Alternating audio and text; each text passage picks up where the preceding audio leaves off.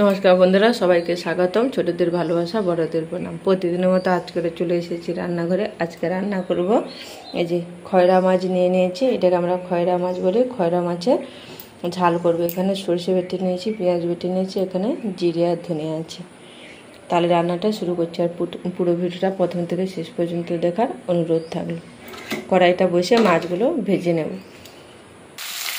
মাছগুলো সব আমার ভাজা হয়ে গেছে, এই যে ভেজে রেখেছি, আর এটা ভাজা হয়ে গেছে। এবারে তুলে নিয়ে তরকারিটা করব। কড়াইতে তেল আছে, আর তেল দেবো না। ফোড়নে দিয়ে দেবো কালো জিরে, দিয়ে দেবো পেঁয়াজ বাটা,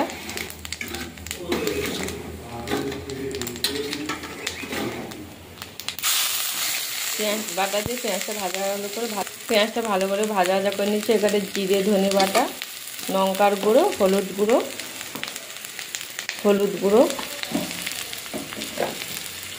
আর দিয়ে দেবো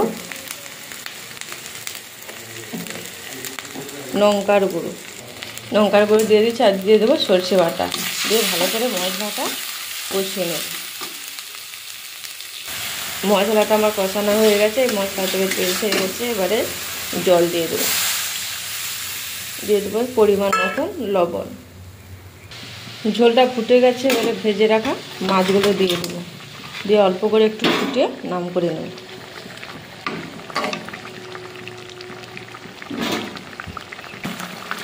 খয়রা মাছের ঝালটা আমার হয়ে গেছে, এবারে নামিয়ে নেব। খয়রা মাছের ঝালটা আমার হয়ে গেছে, এরকম।